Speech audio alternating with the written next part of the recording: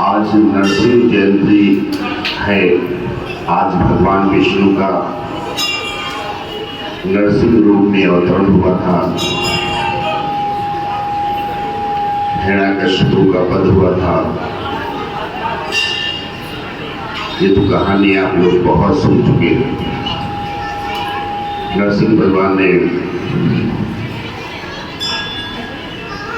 हिरण्यकश्यप का वध किया था और समाज में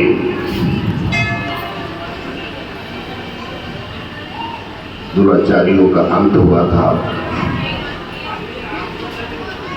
तो इस नरसिंह जयंती से हमें यही ज्ञान मिलता है कि भक्ति हमारी जो ऐसी होनी चाहिए, भक्त प्रहलाद जैसी। भक्त प्रहलाद जैसी भक्ति जो हमारी होती है तो भगवान प्रकट होते हैं। ऐसे नहीं प्रकट होते। जब हमारी भक्ति एक असली, जिसकी कोई सीमा नहीं होती, उस तरीके से हम भगवान से जब प्रेम करने लगते हैं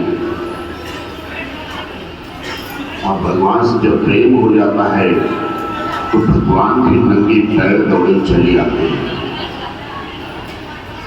हमारे अंदर ये विश्वास होना चाहिए कि हमारे भगवान हमेशा हमारे संग संग रहते हैं। कभी भी हमें निराश नहीं करते हैं, न कभी हमें वो खाली छोड़ते हैं।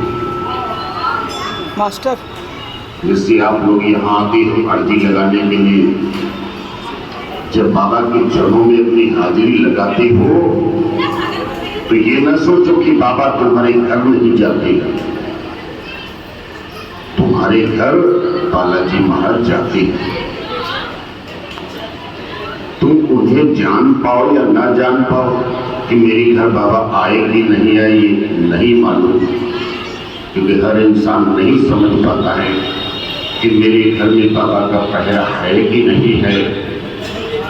मगर तुम अपना कर्तव्य कर लेते हो, उसके बाद बालाजी महाराज की जिम्मेदारी होती तुम्हारी रक्षा।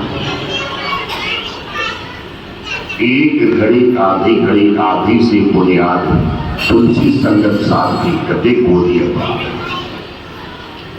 जब तुम सच्चे मन से भगवान को मनाओगे तो भगवान रोज तुम्हारे घर जाएंगे। रोज सुबह जैसे आप पूजन करने बैठते हो, बहुत लोग तो पूजन ही नहीं करते। थोड़ी देर बैठ जाओ, बस भगवान के चरणों में अपने परमात्मा को याद करो। नियमित जैसे दरबार से जुड़े हो तो बाबा की ज्योति जगाओ। ज्योति जगा के 40 का पाठ करो, अपने गुरु को याद करो, गणेश जी को याद करो, सारे देवी देवताओं को याद करो, साथ में अपने कुल देवता और कुल देवी को भी याद करो। ओम मम कुल देवता कुल देवी नमः, ओम मम कुल देवता कुल देवी नमः, मातृ पितृ चरण कमलभ्यो नमः, ओम गणेशाय नमः। गणेश जी की वंदना कर लो, गुरु की वंदना कर लो, कुल देवता कुल देवी की वंदना कर लो, पितरों की वंदना कर लो। उसके बाद अपने इष्ट की आराधना करो जिनको तुम मानते हो। हनुमान जी को मानते हो तो उनका पूजन करो, उनकी 40 पढ़ो, उनको मनाओ दिल से। एक बार 40 पढ़िए, 5 बार 40 पढ़िए, जितना समय है। अगर बहुत जल्दी ड्यूटी जाने का है तुम्हें तो खाली एक उनके नाम से ही प्रार्थना करके और मत्था टेक के ड्यूटी जाओ। मगर ड्यूटी जरूर करो। वो ड्यूटी जरूरी है तो तनख्वाह मिलती है, और ये ड्यूटी जरूरी है तो भक्ति मिलती है।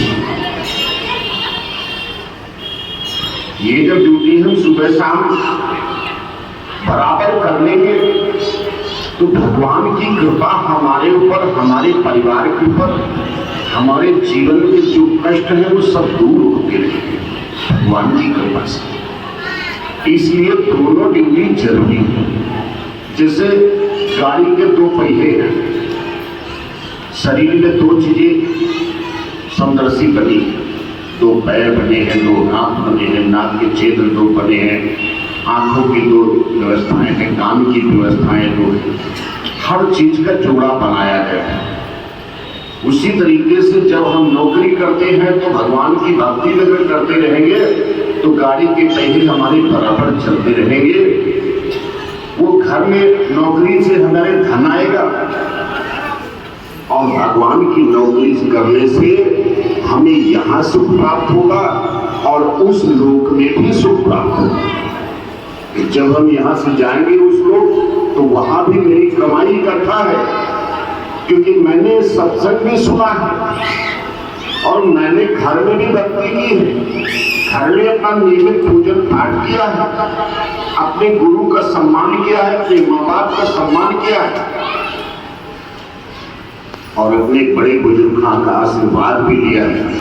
जब बड़े बुजुर्गों का आशीर्वाद हम पाते रहते हैं तो हमारे जीवन में सुख ही सुख आते रहते हैं। आने वाली विपदाएं हमारी स्वयं ही दूर होने लगती है। इसलिए हम सभी अपने जीवन में कर्म और धर्म दोनों का ही बराबर पहलू रखते हैं। चलिए, समय ज्यादा हो रहा है, इसलिए आज के लिए इतना ही बहुत है। ओम श्री